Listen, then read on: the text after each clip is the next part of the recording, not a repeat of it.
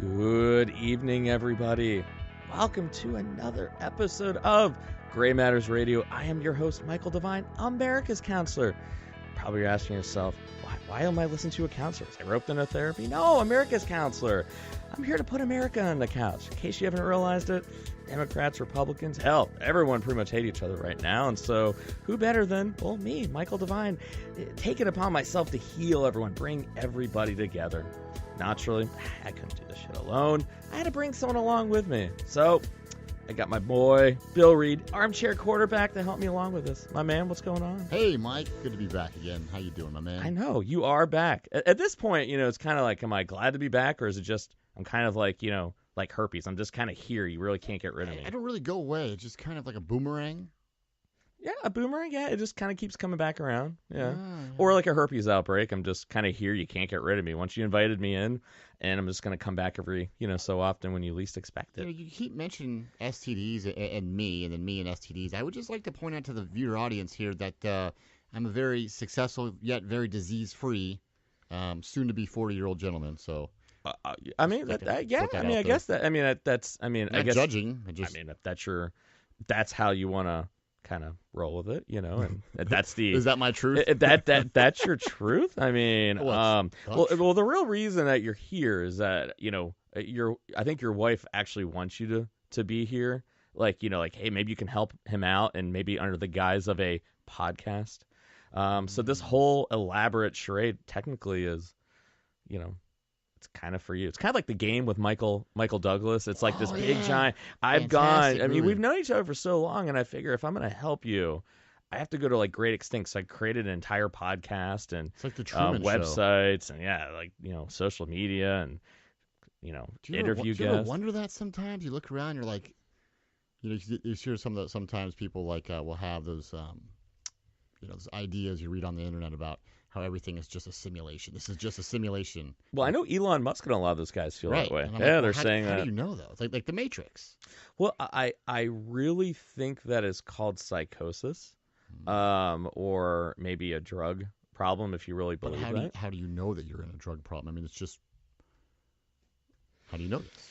I mean, I guess you never really truly know. It's like the Matrix. I mean, red pill, blue pill. What path do you want to go down? I'm going to choose down the path of this is all real.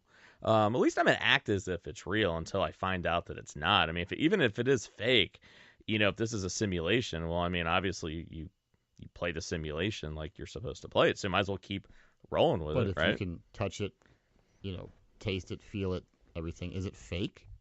This actually, ironically, is a good segue into tonight's topic because me personally, I don't know, I almost think that people come up with these reasons or come up with this rationale that the world is fake or it's all BS or, the earth is flat, conspiracy theories, deep state. It's almost like, it's called cognitive dissonance, is when like what the world is telling you is different than what you feel on the inside, and it creates a lot of angst and anxiety. And our natural inclination sometimes is either to accept it, you kind of like what we call accommodate and assimilate the new information. You change whatever it is that you believe based on the new information. But roll then with the punches. Yeah, and it's tough for a lot of people. But for some people, they reject the reality. They try to, well, that's not true. What people are telling me, what I'm seeing isn't true, and I'm going to keep believing what I want to believe. Or some people come up with very elaborate ways of trying to understand what they're seeing without having to change how they feel on the inside. Well, I don't want to believe all this is going on. If it's a simulation, that means it's not real. And so if it's not real, is it really real? Well, if this is a simulation, then what is reality? And how do you know when you see it? Yeah, I don't know. That's what's really interesting. I mean, we saw in the Matrix, it was like the real world really sucked, right? I'm only going to say this to you one time. Mm-hmm. If you want to stay on the air, keep off the drugs. Although, unless you're in Colorado, because apparently magic mushrooms are legal. I was just informed by our friend of the show, Andy Leatherman. Yeah, they approved it.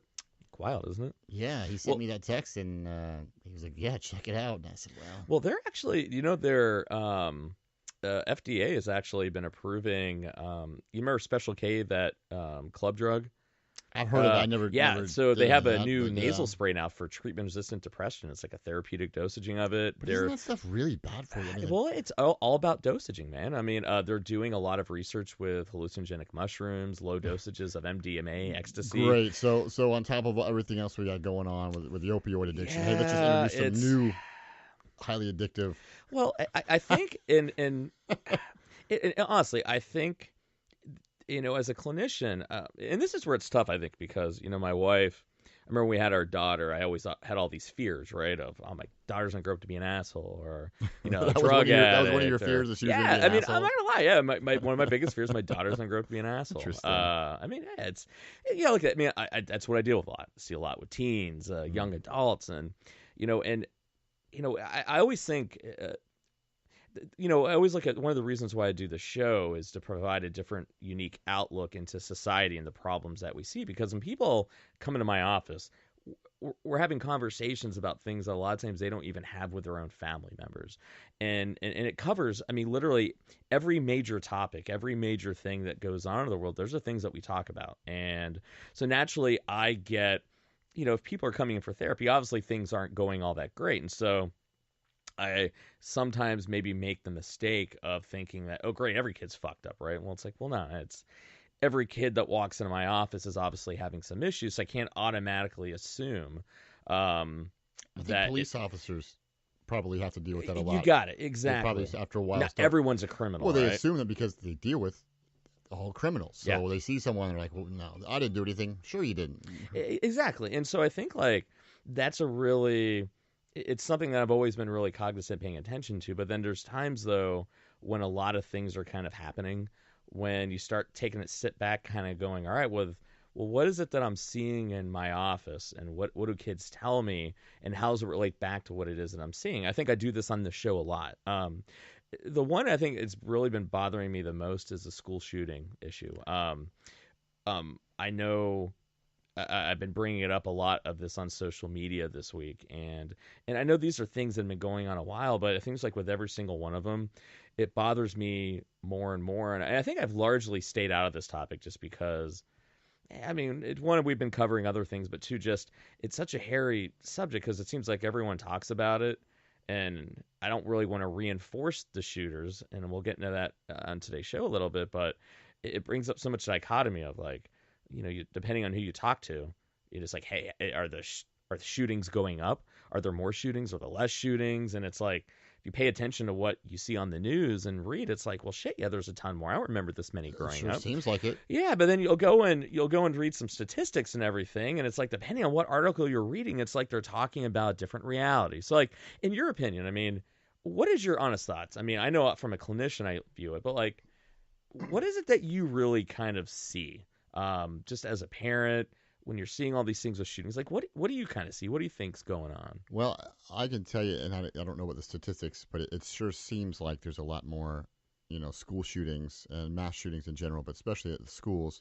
Anytime you're involving children and young people, it just makes something like that even harder to swallow, harder to even comprehend how someone who's so young, 15, 16, 17 years old, however they may be, can go in and not only have these thoughts.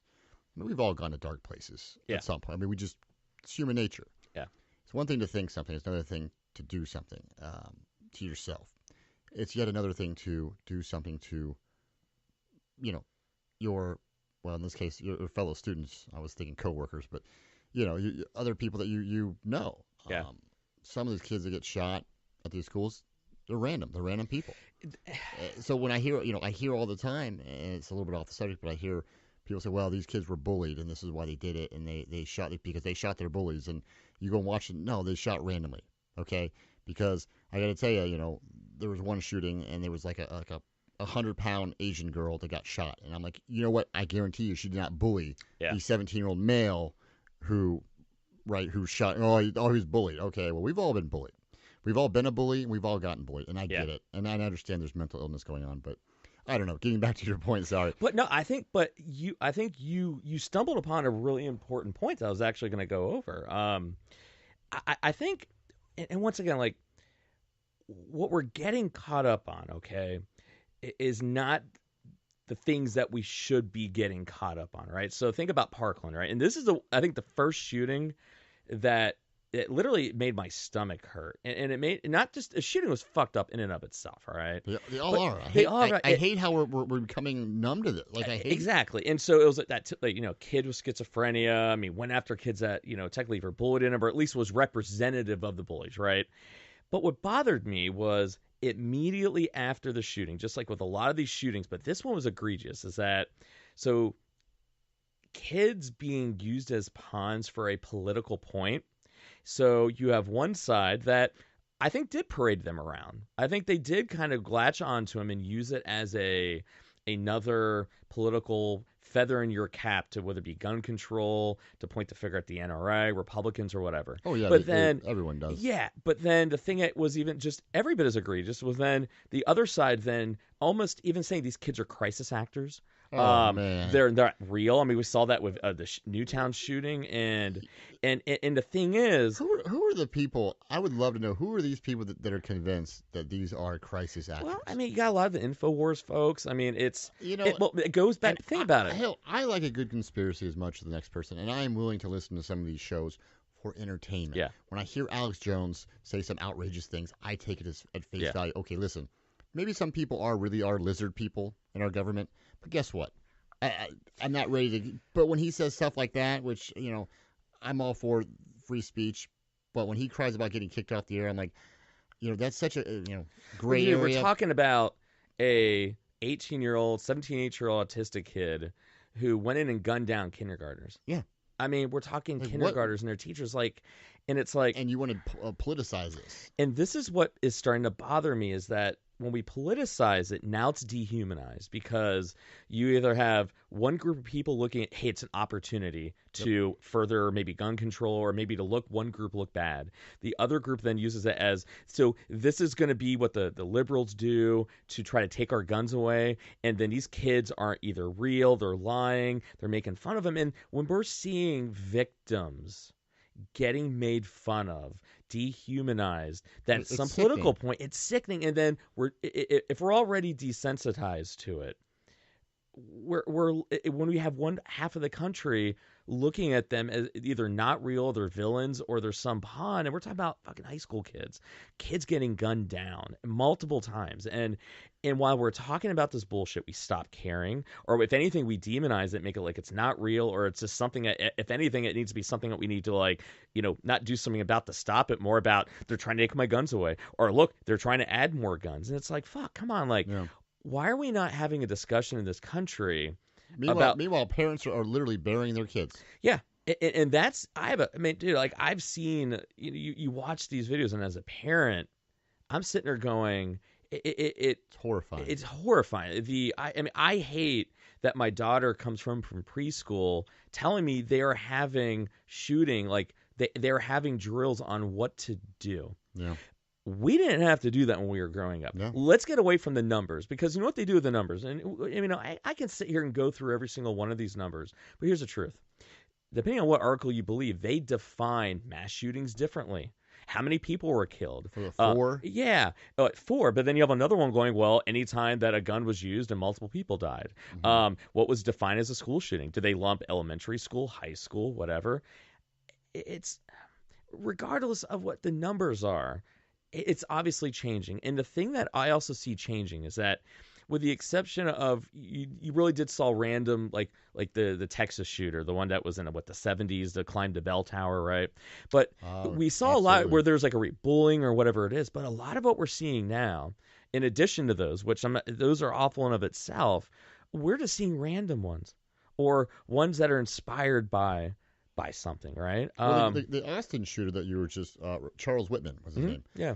He later on, I think he knew he had something wrong with him. He left some notes and suicide notes before he went, basically saying something's wrong with me. I don't know what's going on. This is the 1950s. Yeah. And he left some suicide notes saying, "Hey, there's something wrong with me. I don't know what's going on in my head." Yeah. Blah blah blah blah blah. Kind of apologizing before he did it.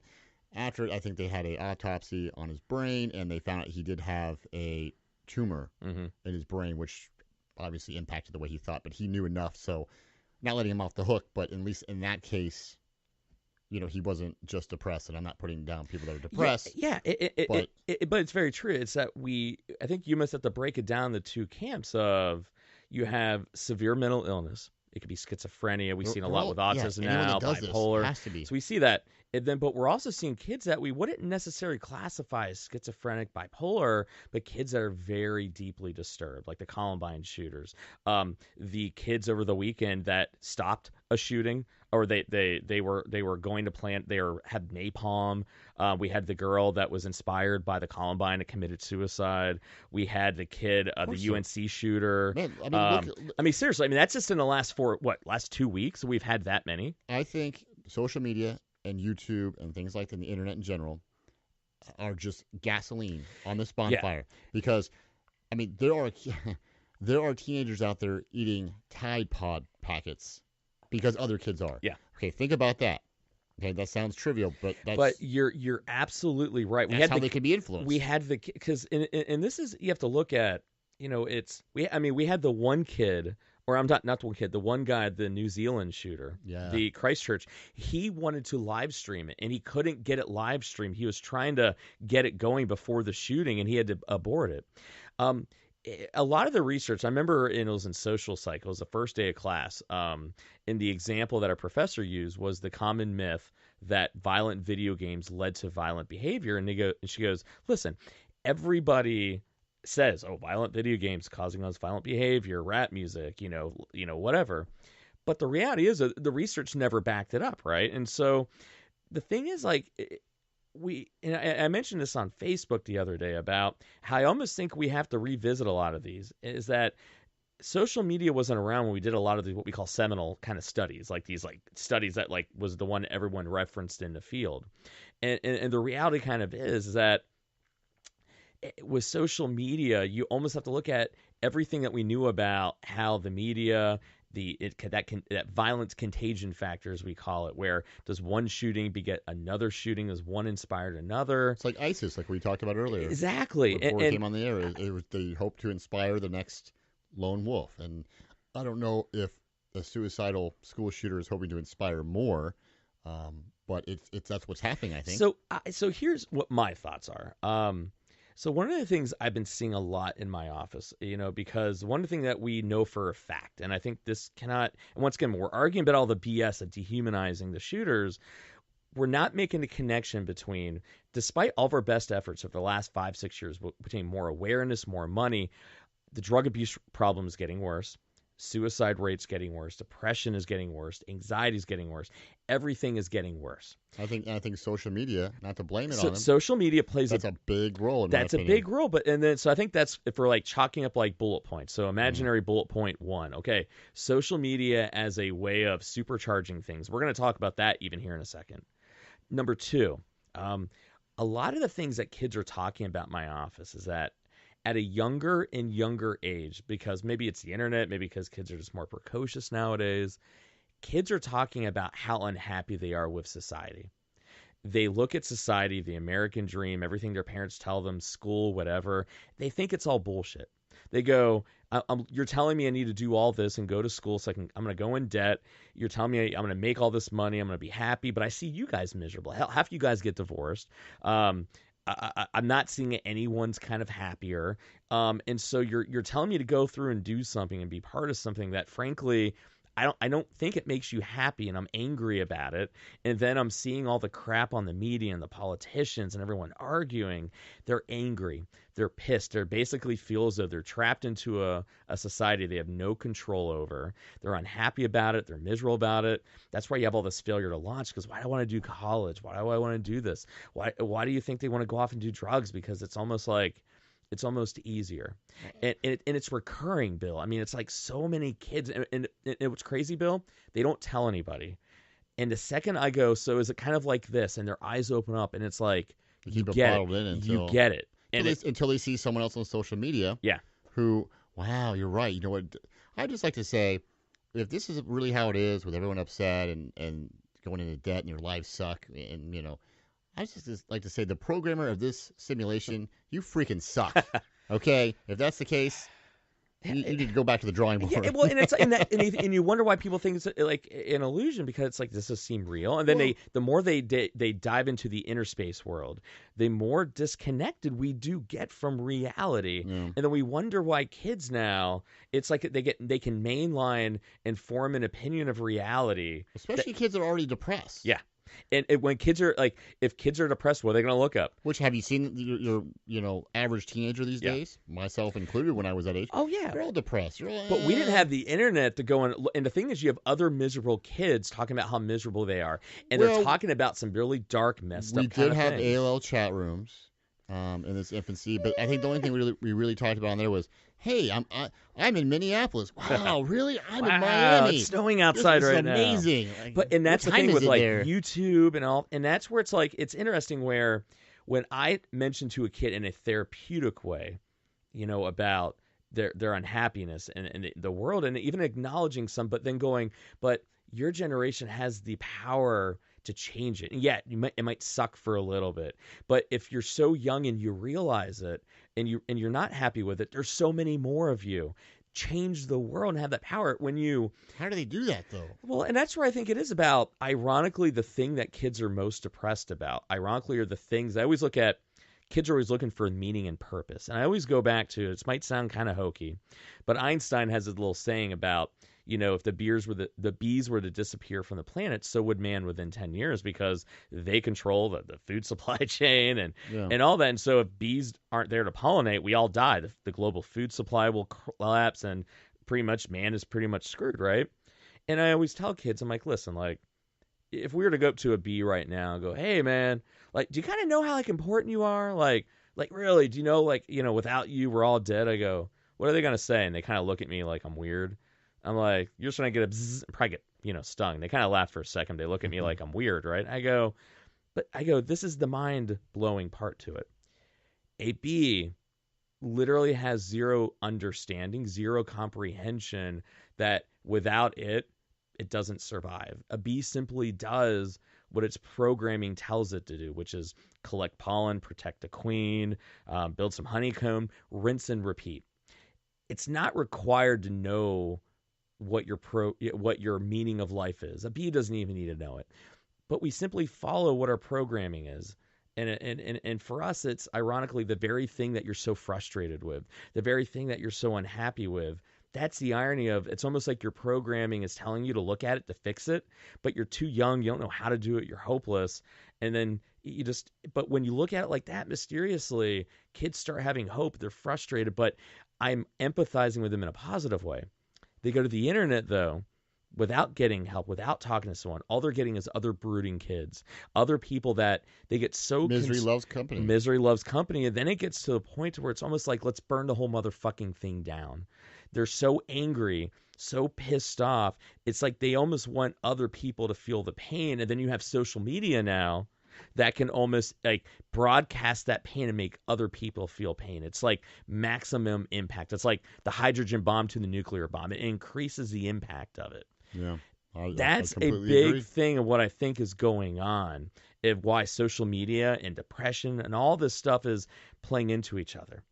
And then you have that third part, the mental illness component. And whereas what I personally think, once again, I'm basing it, I could sit here and throw data. I'm just telling you as a clinician what my gut's telling me. I could be wrong. But what I see is that there's a lot of people that I've worked with. They could be autistic, schizophrenic, bipolar. And a lot of times when in the right environment, being taken care of, watching yourself, these are people that can live normal, good lives. At least a lot of them can, right?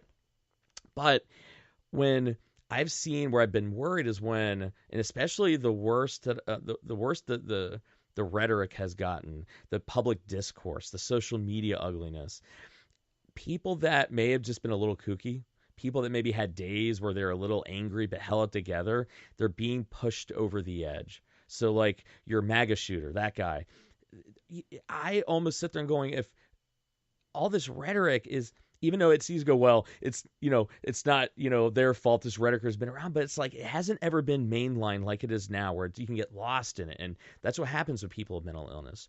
And it's like, we're pushing people that were maybe straddling the line that would never overstepped it. Now we throw them over the line and rile them up to where they make action. this is what I think is going on, Bill. We know shootings there's more shootings. We can throw out the stats out there, but you know what? We know they're getting worse. We can argue the numbers, even if they're staying fucking stagnant. One's too many, especially how predictable they are. I mean, you're dealing with children here, and again, no one should ever be bullied. But the reality is, you're going to get bullied. You're going to be left out. You're going to be picked on. Yeah. You're going to have your popular kids. You're going to have your not. They have that in an adult society, right? Yeah. You can't walk into an office without cliques, without, hierarchies and things like that. But it's, I don't know. And I'm not letting everyone off the hook. We have to, but you know what, Bill? We have to look at it like that. The most vulnerable people children are. Yeah. Especially when I see something nowadays, and having two small kids myself, I can't read articles about bad things happening to young children. I mean, I'm literally like almost in tears. It literally. Like, I cannot handle this. Yeah. When I hear about a young kid with cancer. Yeah. Or a kid dying in a car. It's abuse, shootings. Oh my gosh, it is so hard. And when I find out who perpetrated that against that person, I'm like, no trial. You need to take them to the town square, and they need to be hanged. Yeah. And hang them high for all to see. Leave them there for days. Yeah. I mean, I'm talking like freaking Game of Thrones style. Put their head on a spike. Yeah. Be like, this is what happens when you abuse your child, or you kill your child, or you neglect your child. Yeah. And I know, and I'm going, I got to slow myself down because I'm like, holy cow. Yeah. Get a grip. But I'm just like, I can't read that stuff. I know that sounds crazy, but it's just having two small kids myself. Man, it's really hard. So when we talk about these school shootings, my wife and I are seriously. First, we started joking about it. I am seriously considering, when my kids come of age, sending them to private school. Yeah. And I'm not saying that will keep them safe. But when's the last time you heard about a school shooting at a private school? Yeah. That's all I'm saying. It has nothing to do with this education is better. It's all about, what? But that's the reality of it's messed up. It is messed up. And this is where I think the challenge is. And I think, once again, we're looking at bullet point, or let's call it number 4. I can't remember what movie it was. It was, oh shit, what was it? Who was in it? Oh, I'm pretty good at movies. It's one of those, like, you can know the line, but you're trying to figure out where. But it was the saying of, I think it was maybe like Walking Dead or something like that, where do you protect your child from the world, or do you prepare them for the world? And this is where I think we're at as parents, and this is honestly where I really think a lot of parents went wrong. The whole self-esteem movement and the millennials and all this is that I think parents were so afraid of your kids failing, not just failing, all these bad things happening. We shielded them from the world. We try to protect them from it, but we weren't being realistic, because we have to realize, like, kids are tough. Like, when kids are getting bullied, and a lot of parents are like, well, how do I protect them from it? I go, we actually have to teach them how to deal with it. If the kid is too damn sensitive, well, guess what? We got to fucking prepare them for it, because they are going to get it. We have to prepare kids for the world. And that means, do we go over the top and make them preppers and give them gun training courses and, teach them? No, but should we teach them some self-defense? Should we teach them how to have confidence to stick up for themselves? Should we prepare them for, like, who are the people maybe to hide away from? I've been really big on, like, materialistic stuff. Like, I look at my greatest, I guess not my greatest, but my idea about parenting Eleanor would be, well, if she knows a lot of the stuff is bullshit, and not to get caught up in popularity and mean girl stuff and all the, and money and whatever, she'll have a mind of her own, where she will know, even if it's, like, tough to fight the peer pressure, she still knows what's right or wrong and won't take it personally, even though it might be tough. I can't protect her from getting her feelings hurt, but I can protect her from making it my feelings are hurt, and I'm depressed, I'm suicidal, I want to use drugs, I do something dumb too. My feelings are just hurt, and that sucks, but I'm going to be fine. That's our job as parents. How do you learn how to be okay not being okay? And I think we didn't do that. And I think that's something where you bring it at that big point of, like, we got to prepare kids, or kids are mean, kids are bullied. Well, and I think part of the issue too is, one of the big pushes right now, when people talk about reforming gun laws and things like that, is one of the options on the table is they want to pass a law, or they're talking about it, where if there's warning signs, the sheriff or whoever can come and disarm you, and that's a hot button issue for a whole nother show. But I think a lot of these teenagers, teens in general, as a whole, can be depressed, can be moody. So it's like, how do you know? Yeah. It's not like an adult where you can say, okay, I look at Mike and I say, oh man, he's lately he's really been down to this. You look at your average 15 or 16-year-old, and they might be like that for a year. I mean, I'm talking across the board, all of them, or a lot of them. How do you know which ones are dangerous? And this is and I always tell parents, like, it's really, there's a fine line of like being like a CIA agent. And I always look at it's like, all right, it's like an engine to a car. Okay. Even if you're a mechanic, you don't have the ability to like sit there and go inside the engine. Right. So what do? You look on the things you can observe to help you understand what's going on. So you pull the drain plug and you look at the oil, and is there a bunch of metal shavings in there? All right. If you hear a noise, what side of the engine is it coming out of? Is the engine running too hot? Is it burning lots of oil? What does the exhaust smell like? How's it hold RPMs, gas, mileage? How's it done over time? By pulling all those together, you can get an idea of, is it terminal? Is it not that bad? Is it a growing problem? As parents, it's, well, what do I have? They don't talk to me. Well, you should be paying attention to what they're looking at on the internet. You should be paying attention to what's on their phone and what they're talking about. And who they're talking to. And who they're talking to.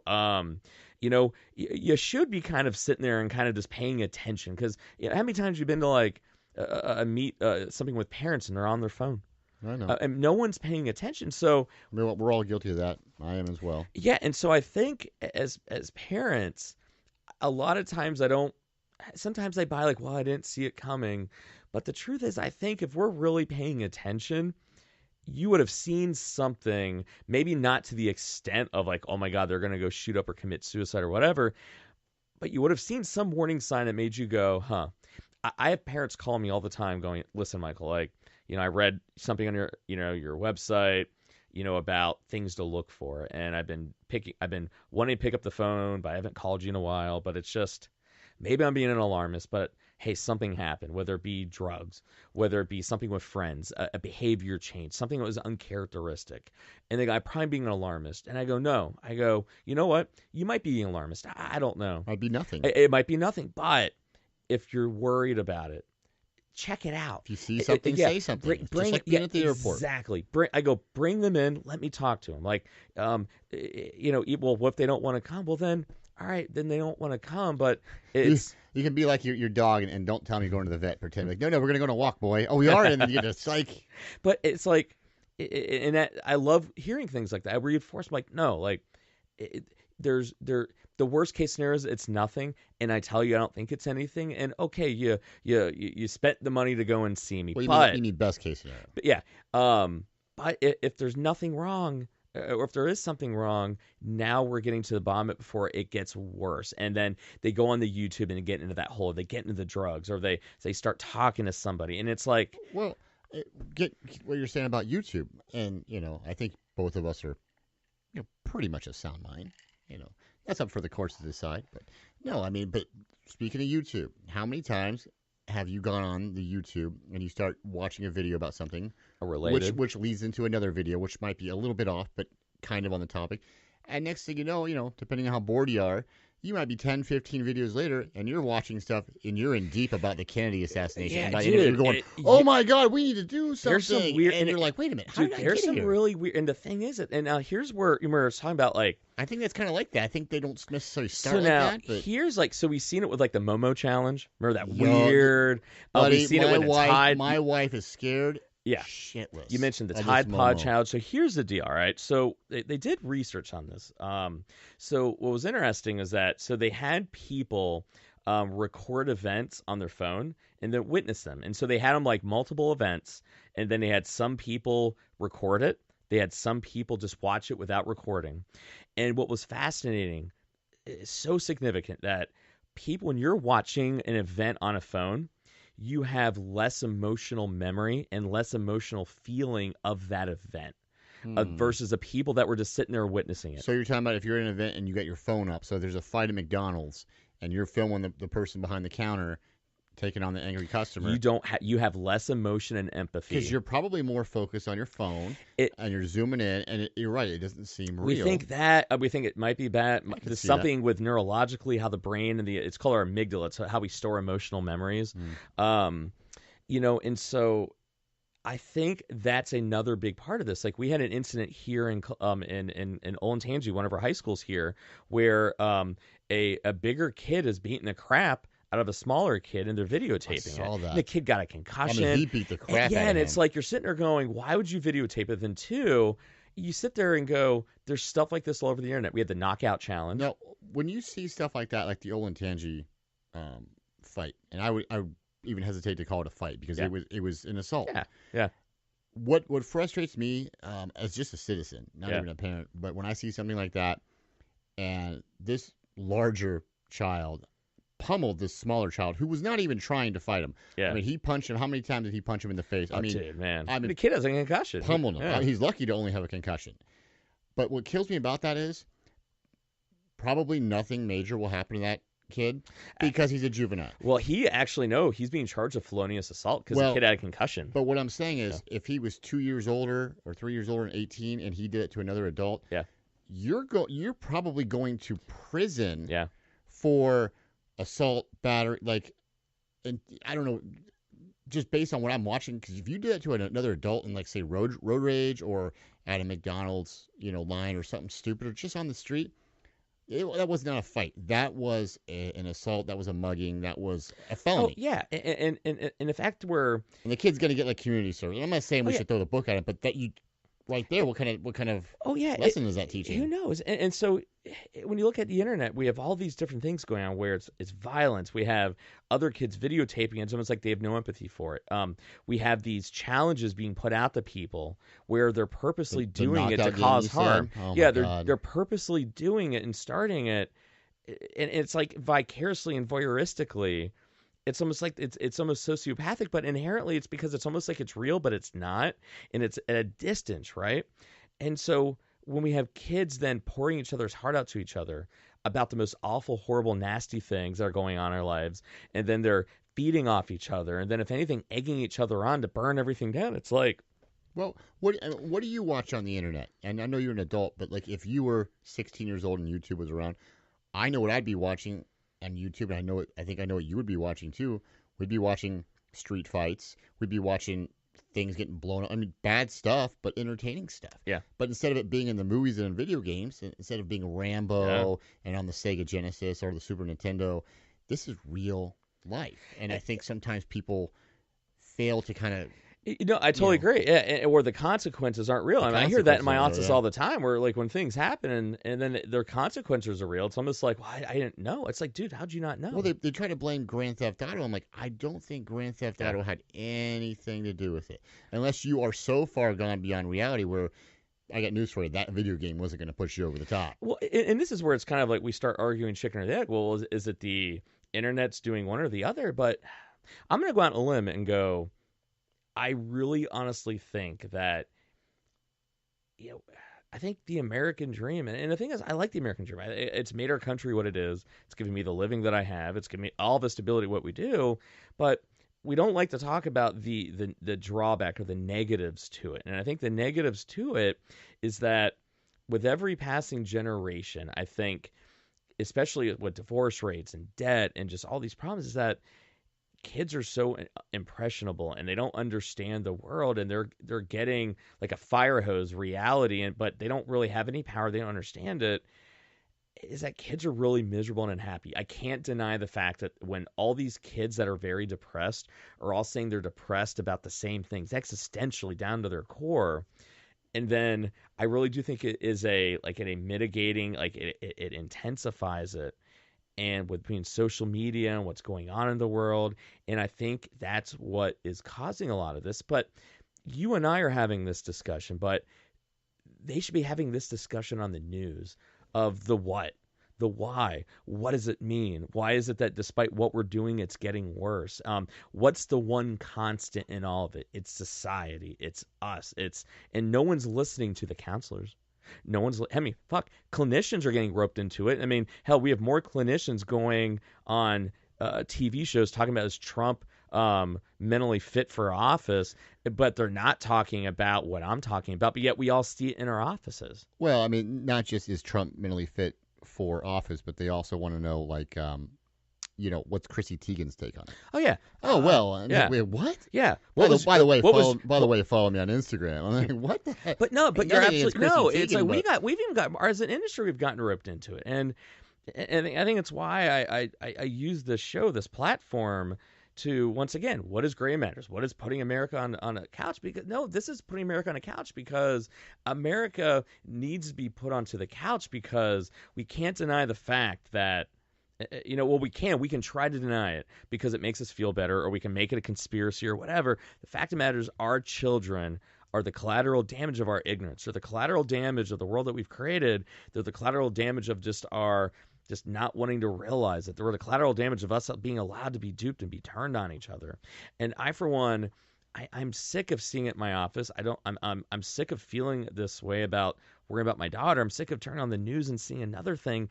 And I think if we started having this discussion, all of a sudden, maybe we would start looking at ourselves in a mirror as people going, hey, you know what? I believe in free speech. You know what? I believe in the right to bear arms. I have a gun. I'm a gun owner myself. I believe that we shouldn't have censorship. But if we have censorship, it should be self-censorship. It's because you don't want to say this, not because someone's forcing you to not say something.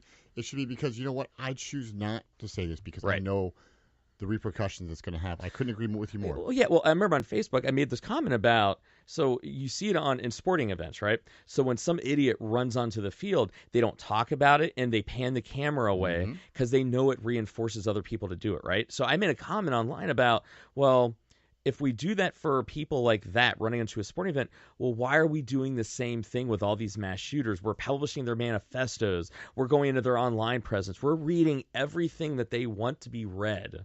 And then someone literally, out of all the things that I said, you know what, the one thing they comment... Censorship. That's illegal. I'm like, oh, it's self-responsibility. If a TV station goes, we're not going to show that because we think it's dumb. By the way, that's not illegal. That's not what the First Amendment is about. The First Amendment is to protect you from being prosecuted by the government and by not from other people not publishing. Well, and that's what's like ridiculous, Bill, is that everyone thinks that no, you're violating my freedom of speech. Well, no, that's not what it's like. It means. All we're talking about is the government can't control, but where's our responsibility going? You know what? I'm not going to put that out because I think that might be bad, and even though I might want ratings, I'm just not going to put that out. Not because any government is telling me not to. Like, we're on a podcast, Bill. We can say whatever we want, but if I swear because I'm from the Midwest and my parents are from the East Coast. By the way, my sister said that you swear too much. Really? She told me to tell you that. Okay. She said, don't have him drop so many F-bombs. Yeah. She said, I said, he sounds professional except when he drops an F-bomb. I said, really? I go, it's his show. Yeah. I said, so I don't think he really cares. But you notice on this show, I purposely Lori, I'm not swearing that much. Mike is, he'll try to not to drop so many F-bombs just for you. But Lori, but seriously, like today's show, because I knew it would be a little bit wider of an audience, I purposely went, I'm not going to swear as much, but you know what? I'm going to take your advice. I'm going to... It's not advice. I was just reading. No, I think it's good. I think you should swear more. Yeah. I mean, but I could. We could talk about whatever we want, but... And you know what? Because you and I could sit there and go on Twitter and find, all right, what's trending right now? Let's talk about it. But it's like, no. We're talking about things in a certain way. Like right now, we could go into stupid stats and get in the argument going, but it's like, no, it's like, why do that? Why talk about this guy's manifesto? And I could do a psychological profile of it, but it's going to reinforce it. I'm self-policing that. Well, see, of course, you're more, you take the educational approach to psychologically break down. Yeah. I look at someone and I'm like, I don't need to read your manifesto. I take the whole thing, the Sylvester Stallone from the movie Cobra. You know what? You're just another scumbag that woke up this morning hating the world. And I know I'm simplifying it, but that's how I look at it when I see this stuff. You are absolutely right, though. It's that we have the ability to look at ourselves and it's not even policing. It's just, what kind of world do we want? Can we take a step back and humanize each other again? The Parkland shooting victim, every victim, they're humans. They're not some part of some That's some crazy. conspiracy. That really, you know, and I get why you'd want to believe it, and I get, given the current environment, why people would believe that, but these are kids. It's like these are, and I do think there's a lot of fake news out there. Oh, okay? absolutely. I don't. Yeah. I think the mainstream media, both left and right, are out for themselves, and they will tell you. We've had many conversations about this, so I don't have to go over there. But I just, but when you, like you said, when you start saying, you know what, you didn't lose a child. Yeah. What? Like this is like the Westboro Baptist Church assholes. Yeah. They go there and they picket military funerals because. I don't know why, because in their mind they think. I don't think they're doing it because they think they're right. I think they're doing it just to troll people. And I think and to me, I look at it. It's like a tennis match. How you volley something is how someone returns it. And and I'm not endorsing any candidate here, but I'm going to use Pete Buttigieg as a great example of Mayor Pete. And so I've mentioned him before. So this happened, I think, last week, where once again he was in Dallas. People were making, one of the conservative groups, anti-gay, was saying all kinds of anti-gay stuff, right? And now, thing is, you know what Mayor Pete said? And I'm just like... Was he saying that God made me as I am or something? Oh, like no. He goes... He let the person, like, they kind of escort him, because there was, like, they are really loud. And so was this another one? It was the second one. Oh. So this was in Dallas. And so they escort him out, and so I guess everyone in the crowd was kind of like, I don't know, if egging him on to say something. Boo! So what he said? He goes... That's why I packed my bag and went to Afghanistan, because I went there to protect that person's right to talk. Yeah. That is what we need in this country. Now, I'm not saying that he's the right candidate. I don't know enough about him, but when I'm looking at what is missing in this country with each other, there is no country if we are going to treat each other like the enemy. When you have somebody up there modeling, listen, I don't agree with that person. He literally just said some things that I don't agree with. It may probably, frankly, hurt him. But he went, that's why I went to war. I went to war to protect yours. Even I don't agree with it. I respect you as an American, as a human being, even if you're saying things that I find hurtful and denigrating. If we can just start doing that, we can start looking ourselves in the mirror of what's going on in our country and our children. Maybe we need to start listening to our children. Parents always ask me, Mike, why I said the same thing. Why is it that you said it and they listen? Because I actually listen to them. One of the biggest tools that I get, and why I've learned so much about kids, I ask them, help me understand this. I don't talk to them and go, this is why you're doing that. I go, help me understand this. Why is it that this is going on? What are you seeing in your school? And miraculously, when kids feel understood, when you ask them questions about what's going on, they listen. They feel respected. And frankly, kids know a lot more than what we give them credit for. And if you want to know more of what's going on in our schools right now, ask a kid. Talk to them. Ask every one of my listeners right now. If you have kids that are high school, middle school, ask them, hey guys, what's really going on in schools right now? Hey, why is it so many kids are so depressed? Vaping. Why? That's what's going on. Why is all this stuff going on? And I guarantee you will get more truth from your child than you would any psychologist, any researcher, any news thing. And so that's what we got to start getting down to. And we have to do something about it, because if we don't, man, like, I don't like where things are going. And we have to do something different. These shootings, to me, shootings, depression, suicide, drug abuse, it's all a symptom of the same damn thing. Society is sick, and our children are the symptom. And if we don't listen to it, this is like that time where, wow, I was coughing and my cough went away, and then I didn't do anything. I didn't go to the doctor. And then by the time I was coughing up blood and I had to get rushed into the hospital, it was metastatic and it was too late. We're at the point right now where I think we've almost bypassed the initial symptom, but I don't think it's at the terminal point. But if we keep ignoring it, it is going to go there, and I don't want it to. But we got to start listening. We got to start understanding this. It's all symptomatic of the same thing. We got to change. And it's not about changing democracy, not about being communistic. It's not about, no, but we can change society and how we are and who we interact with without it being an economic policy change, a public policy change. It's about human beings on a human being level. Tomorrow, if we wanted to change this country, if everybody agreed, we would. Yeah. But we can't agree on what it is. We're too busy fighting each other at the enemy. But if tomorrow, if every single one of Americans went, I'm not happy with that, I'm going to change it, we change everything tomorrow. that's just what we got to do. I mean, it's not a Second Amendment thing. It's not an NRA thing. No. It's not a Democrat thing, and it's not a Republican thing. It's a human being thing. Yeah, that's all it is. I know it's simple, but it's the truth. I know, and so hopefully you have to want to change. You have to, But the problem is right now, I don't think people want to change because we're too busy pointing the finger at the other person. They're the problem for it. You're going to have to change. I agree. And it's like, we got to. And well, I, for one, that's why we do Gray Matters Radio. That's why we do Gray Matters. That's why I think we parent the way that we do. That's why we talk to people the way we do, and I don't pretend to know every right answer, but I know what the wrong answer is. And so I'll go any day of the week over doing something like this and talking about it like we are, but we have to change the environment. We have to change our dynamics, the conversation. I mean, I implore the media, each other, people, doctors, schools, everybody, politicians. This one problem, can we at least agree on this one? Because our children cannot be the collateral damage.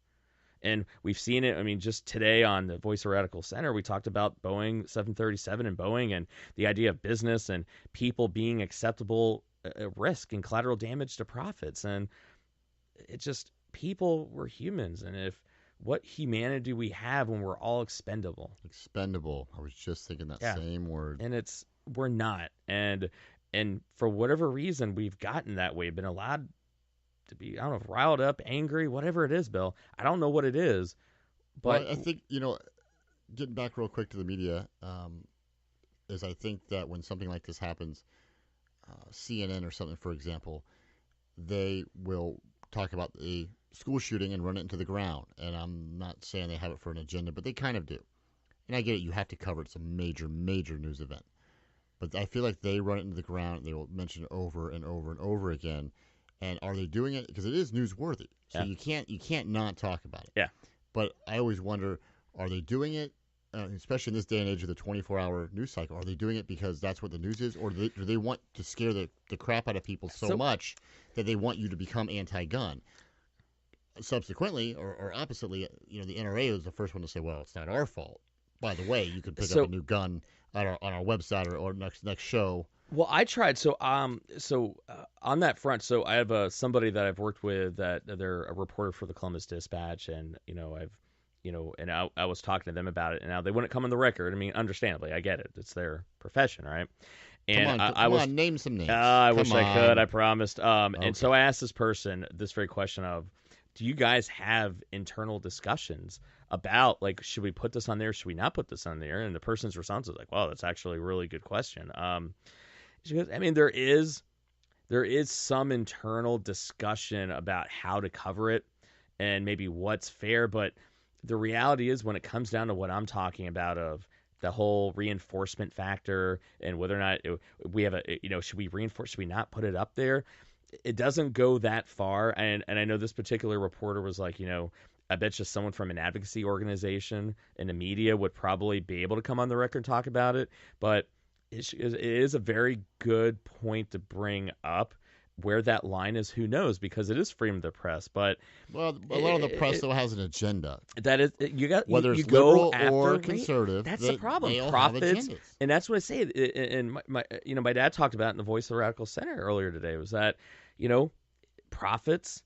It's shareholder, responsibility, fiduciary duty. It's when you're in media, if you're already struggling for ratings, do you turn down the story that are going to give you better ratings?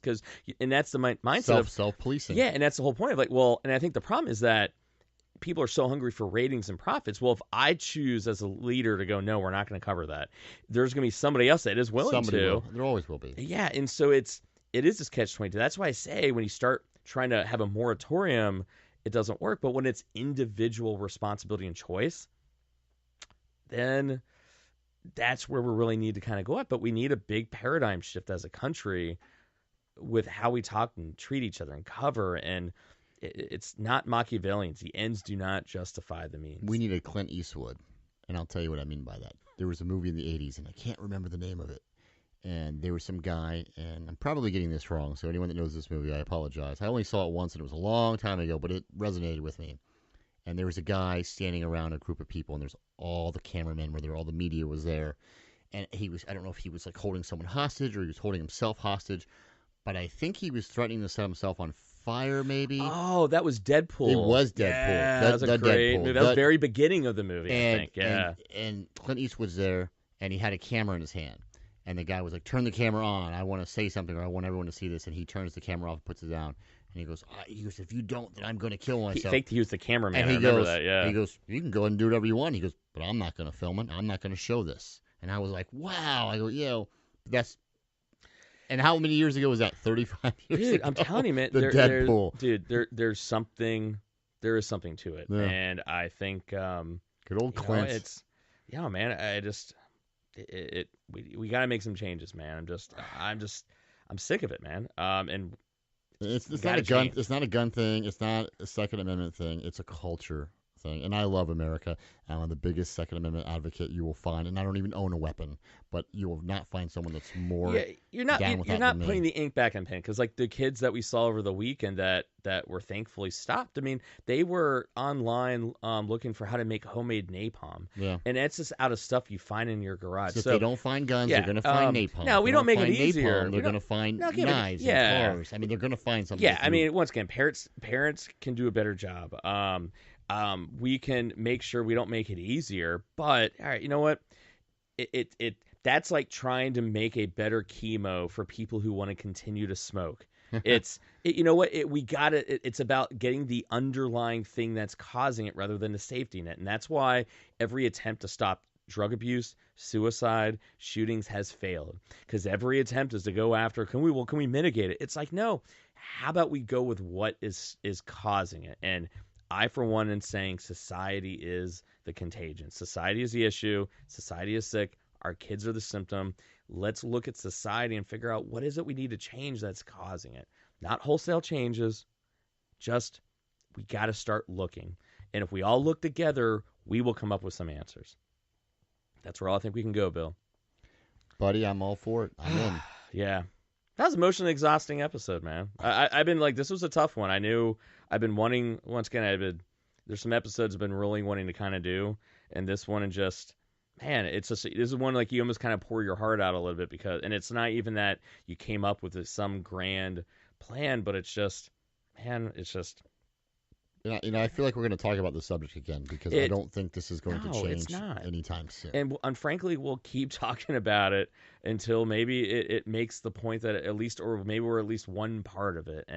But we will keep talking about it, because frankly, we have to. We owe it to ourselves and our kids and our community just to keep doing it and at least model what is the right way of talking about something. I think we should get someone maybe from the millennial generation to kind of come on here and give their point of view. One of the thoughts, and we've been exploring this idea with all these topics, because I think the show was, it was started off as like, hey, let's just figure out how to do a good show and what topics and what do you want it to be about? And then stylistically, what do I want to be? And who are the people we want involved? And then how do we get it out there? And so I think we're at the stage now to where, hey, well, what are some really effective ways of exploring these topics, right? And so roundtables, town halls is a way that I want to get out there, and that how can we get people to tell their story, not some expert. And I think as experts, we need those people, but you're right. Let's get some millennials. Let's get some Xennials. Let's get kids that are in middle school and high school right now. Let's get them talking. What's below Xennials? Oh, I don't even know. Babies. Generation me? Let's get some 3-year-olds in here. Hey, baby. Hey, what's going on in your world? What's the problem? I like ice cream. All right. Well, there you have it. More rocky road. All right. But I totally agree. I think that is the next logical step to take with this, because it's not us coming. This is what the kids are saying. And so I couldn't agree more. So I think that's definitely something we're going to kind of look at exploring at the best way of kind of doing it. It has logistics involved, but I think we're getting there. I am going to end this on a positive note. So, we've been hard at work on this show, and, we've been growing it and finding different ways of getting it out to people. And, we just found out, I literally just found out yesterday morning that our show was now accepted into iHeartRadio. So they kind of watch, they still let any jabroni in there. It's the #1 source of podcasting. And they kind of let us know that our shows are now going to be on there, and every single show now is going to be on iHeartRadio. I believe they said it should be live in a couple days, so look for my tweets and posts when I'll let you know the exact page where you can find it. But within the next day or two, and you ask Alexa, hey, Alexa, play Gray Matters Radio with Michael Devine, it's going to pop up on iHeartRadio, and, just all the listeners, all the support, all the hard work, it's paying off, and here we have a whole other way of getting our voice out there. And so I think as we're tackling these topics, it is exciting to know that, hey, it's getting out there with the right, means and modalities. So I'm really excited about that. Making some progress in the world. Dude, man, if the people are actually listening, and so obviously that they thought between our viewership, we were worth having on their lineup. So, hey, man, we're obviously having the effects, so we're going to keep putting out there and keep getting better and keep growing this thing, and let's try to change the world, folks. All right. There's a lot more people that feel the way we do than I think so. we're aware of. Yeah, we might not be the loudest people in the room all the time, but